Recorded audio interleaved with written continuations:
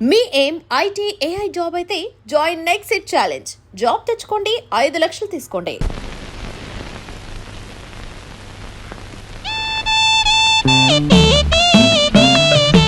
అరే, మీ నాన్నగారు పోయాక నువ్వు మీసం ఉన్న మగాడివైపోయావే.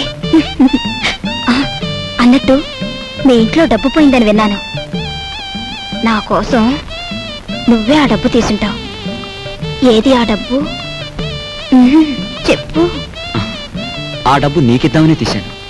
ఆ రాత్రి మరెవరో నా దగ్గర నుంచి కాజేశారు.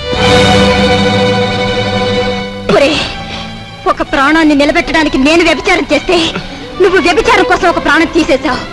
నా బ్రతికే చండాలం అనుకుంటే నువ్వు నాకంటే చండాలుడివి. నేను ఈ ఇల్లు ఎందుకు ఖాళీ చేస్తున్నానో తెలుసా? నీ నీతి మాలినతనాన్ని భరించలేక. వెళ్ళు.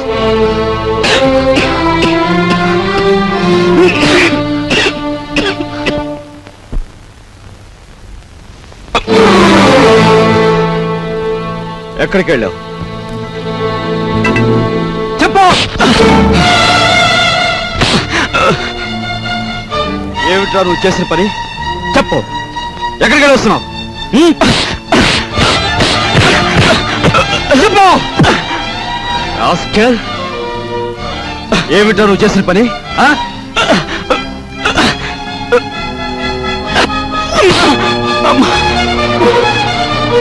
చెప్పరా రాస్కెల్, చెప్పు. లేదురా నీకు? మీ నాన్నగారు పోయి పట్టుమని 10 రోజులు కాలేదు.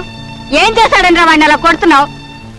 మీ నాన్నగారు ఏనాడైనా వీడిని ఇలా కొట్టడం చూసావా? వీడు చేసిన పనికి కొట్టడం కాదమ్మా, చంపాలి. చంపి నిలువున పాతేయాలి. ఏం చేశాడు అంత పెద్ద తప్పు? ఏం చేశాడా వీడు?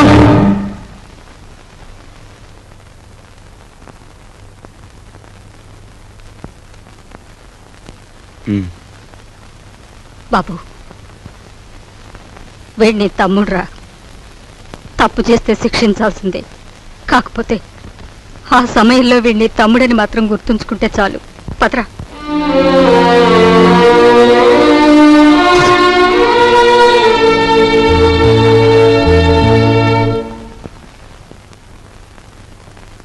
వాడెందుకు కొట్టాడో తెలుసా అమ్మా? చెప్పు. పక్కన కాబోయే పెళ్ళం ఉంది కదా, ఆవిడ ముందు గొప్పలు చూపించుకోవడానికి. ఒరే కృష్ణ, నువ్వు చిన్న కొడుకువైతే నీకంటే ముందు పుట్టిన పెద్ద కొడుకురవాడు. నీకంటే ముందు నుంచే చూస్తున్నాను. వాడెప్పుడూ తప్పు చేయడు. వాడితో ఉన్న ఆ పిల్ల వాడంత గొప్పదని నా అభిప్రాయం. ఏం జరిగిందో తెలుసా అని. వాడు నిన్ను చూసి ఉనికిపోయినప్పుడు నీ గురించి ఏ దుర్వార్త వినవలసి వస్తుందో అని భయపడ్డాను. ఏం జరిగిందని అడగటానికి కూడా ధైర్యం చాలకు వచ్చేశానురా.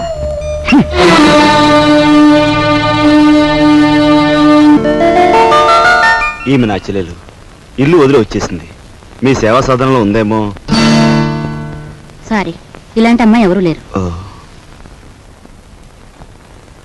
వస్తానండి.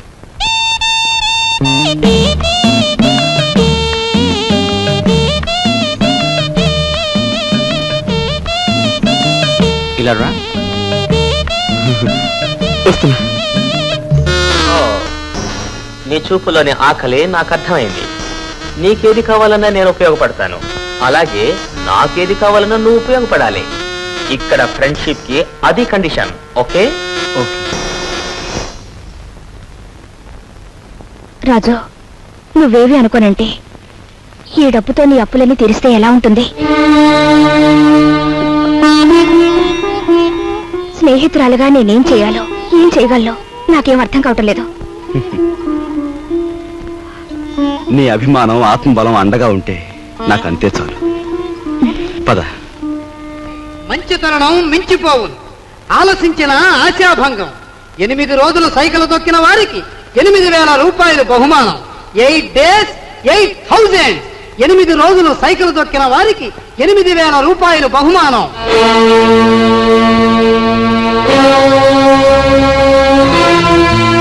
రాజు, అప్పులు తీర్చడానికి నువ్వు సైకిల్ తొక్కుతున్నావట. మనలాంటి కుటుంబాల్లో పుట్టి ఇలాంటి పనులు చేస్తే ఎంత పరువు తక్కువగా ఉంటుందో ఆలోచించు. నేను చాటుగానో సన్నాసి బుద్ధితోనో దొంగతనం చేస్తున్నాను అనుకో, లేదా కన్నవాళ్ళనే వెన్నుపోటు పొడుస్తున్నాను అనుకో, లేదా అప్పుల చేత పంచాయతీ జరిపించాను అనుకో, అప్పుడు నేను 10 మంది చేత చీ అనిపించుకునేవాడిని అవుతాను. ఏమిటా నువ్వు మాట్లాడేది? మొన్నటికి మొన్న కుమ్మరాడి దగ్గర కూలిపిని కొప్పుకొని ఈ ఇంటి పరువు మీద పెద్ద బండ పడేస్తావు. ఇవాళ మీ నాన్న చచ్చిపోయాక ఆగు, ఇప్పుడు నువ్వేమిటి మాట్లాడింది? మా నాన్న చచ్చిపోయాడా? ఆ మాట నువ్వంటున్నావా? నువ్వు ఏమిట్రా అది? ఆవిడ అలా రెట్టిస్తున్నావు. మరి చూడమ్మా, నాయనమ్మా నాన్న చచ్చిపోయాడు అంటుంది, అత్తయ్య అంటుంది. అసలు అసలు నాన్న చచ్చిపోవడం ఏంటమ్మా? Non sense. నాన్న చచ్చిపోలేదు.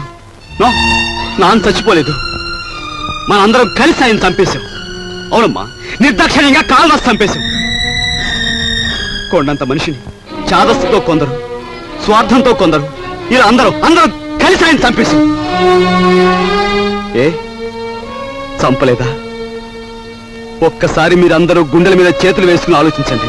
ఆయన జీతం నెలకు 500 రూపాయలు, కేవలం 500 రూపాయలు. తాహతకు మించిన కోరికలు కోరి మనందరం కలిసి ఆయన చంపేశాం. He was successfully murdered by all his family members. నోరుంది కదా అని తప్పులు పడుతున్నారు. నేను చేస్తున్న ఈ పనిలో ఓ పవిత్రమైన ఆశయం ఉందే తప్ప ఇదేం పరువు పోయే పని కాదని నాకు బాగా తెలుసు. మీరు ఒప్పుకున్నా ఒప్పుకోకపోయినా ఈ పని నేను చేసే తీరు.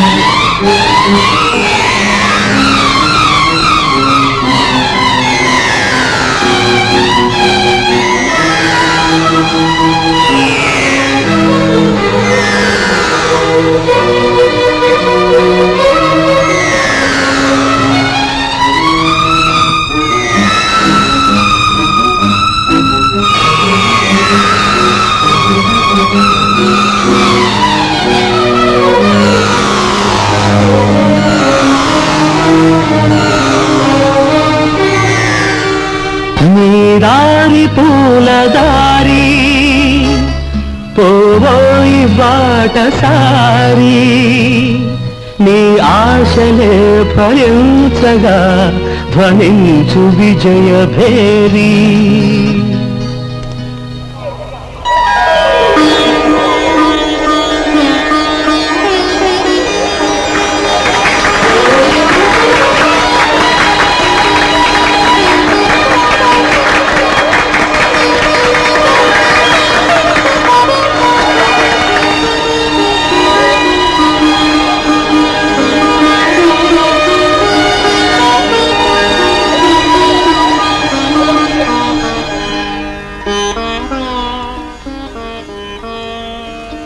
ఇవాళ నీ కొడుకు ప్రయోజకుడైనందుకు ఇప్పుడు నువ్వు ఉంటే ఎంత ఆనందించేవాడివిరా.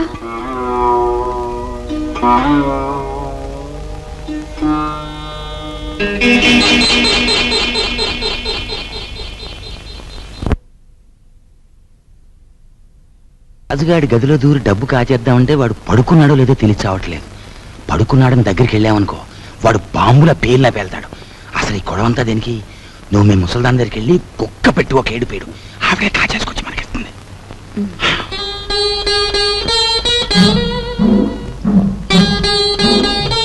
రాజు సైకిల్ దుక్కి సంపాదించిన డబ్బుతో ముందు అప్పులు తీరుస్తానంటున్నాడు. మమ్మల్ని మాత్రం ఆగమంటున్నాడు. వాడు సైకిల్ తొక్కుతానంటే మనం అందరం వాడిని కాదన్నాం. ఇప్పుడు ఆ డబ్బు మనం కావాలంటే ఏం బాగుంటుందమ్మా? అందుకే వాడి చేతిలోంచి మనం తీసుకోము. మరి నువ్వు ఆ గదిలోకి వెళ్తావు, ఎవ్వరికి అనుమానం ఉండదు. ఆ డబ్బు నువ్వు తెస్తావు.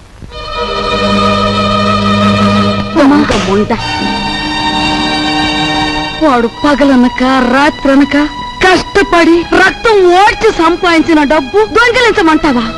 ఆలోచిస్తే నాకు ఇప్పుడు అర్థమవుతుంది. నా కొడుకు డబ్బు కూడా నువ్వే కాజేశావు. వాళ్ళు నువ్వే చంపేశావు.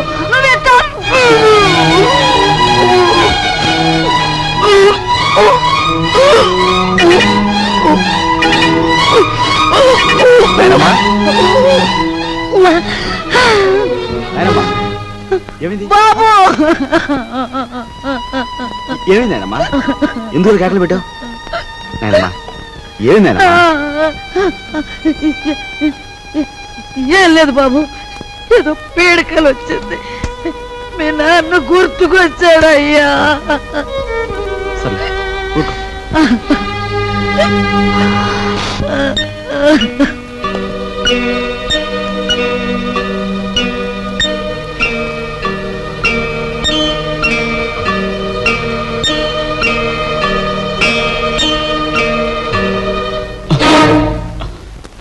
ఏమిట్రా లోపల నుంచి వస్తున్నా?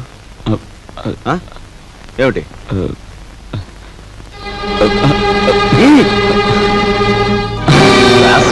ఏమిటారు చేసిన పని?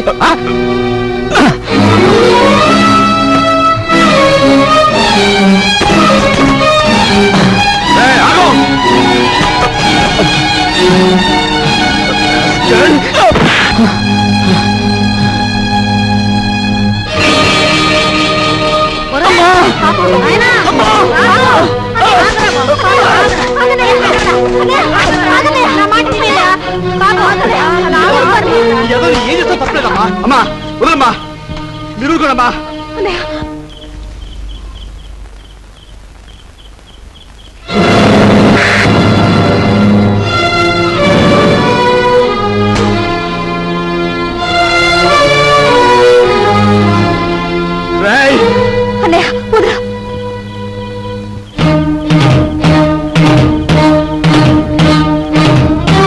దుర్మార్గుడా, ఎంతకు తెగించావురా?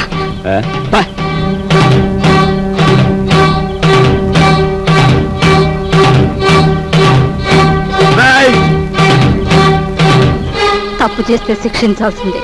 కాకపోతే ఆ సమయంలో వీడిని తమ్ముడని మాత్రం గుర్తుంచుకుంటే చాలు. తమ్ముడు ఎవడ్రా నీకు తమ్ముడు? ఒక సిగరెట్ వెలిగించినంతసేపు లేదు నీ పెద్దరికం, ఒక దమ్ము లాగినంతసేపు లేదు నీ పెద్దరికం. అందుకోసం నువ్వు ఎగిరిపడిన అవసరం లేదు. ఏమిటి నీ గొప్ప? నాన్న చచ్చిపోయి 4 రోజులు కాలేదు, రకరకాలుగా అధికారం చలాయించాలని చూస్తున్నావు. నీ పెద్దరికం నాకు అక్కర్లేదు. సచ్చినాడా ముసలిముండా. ఐఎమ్ సారీ, నీకు మర్యాద ఇవ్వాలి కదూ. చూడు మిస్టర్, నీకు ఎవరి పెద్దరికం అక్కర్లేదనుకుంటే ఈ ఇంట్లో నుంచి తక్షణం బయటికి వెళ్ళిపోవచ్చు. నేను ఇంట్లోంచి వెళ్ళిపోవాల్సి వస్తే ఏం జరుగుతుందో తెలుసా? నువ్వు ఈ ఇంట్లో ఉండాలంటే ఏం చేయాలో తెలుసా? తెలుసు. నిన్ను అన్నా అని గుర్తించాలి, నువ్వు తంతే పడుండాలి. అంతేకాదు, దున్నపోతులా తింటూ కూర్చోకూడదు. కాయ కష్టం చేసైనా సరే సంపాదించాలి, అప్పుడే నీకు తిండి. ఓహో, సంసారం సవ్యంగా సాగాలంటే ఇంట్లో అందరూ కష్టపడాలి, అలాగే ఇంటి పరువు కాపాడాలంటే అందరూ కలిసి ఉండాలి కదూ. నీకు గుణపాఠం చెప్పడానికి నేను బయటికి వెళ్ళాలి, వెళ్తాను. Good bye.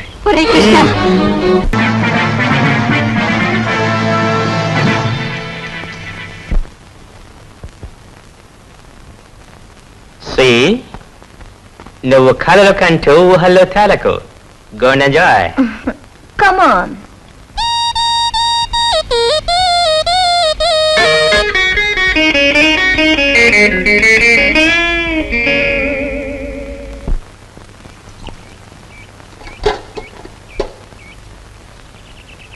వెధముఖాలని వెధముఖాలు.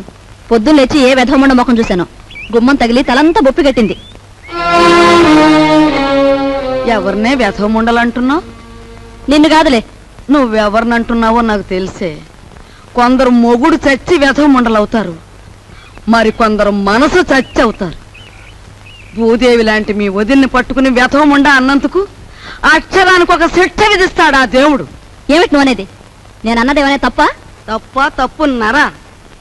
మొగుడు చచ్చి అత్తారింటి నుంచి పుట్టింటికి వస్తారే కాని నీలాగా మొగుడుతో పాటు పుట్టింట్లో తిష్ట వేసి ఇంటి దొంగల్లాగా కన్నాలు వేసేవాళ్ళు వాళ్ళకంటే నికృష్టులని తెలుసుకోవే.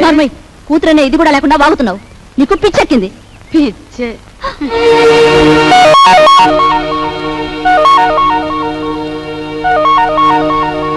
రా అమ్మా రా, సమయానికి వచ్చావు.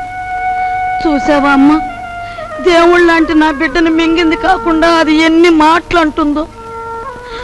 ఇవి చేతులు కావనుకో అమ్మా, నీకు అన్ని భోగాలు ఉండి కూడా మా ఇంటికొచ్చి ఎన్నో మా కష్టాలు చూసిందానివి. నువ్వే ఏదైనా ఉపాయం ఆలోచించి ఈ గాది కింద పందికొక్కుల్ని విరగడి చేయి తల్లి. మీరేం బాధపడకండి మామగారు, నేను మీ మనవడు కలిసి ఆలోచించాం.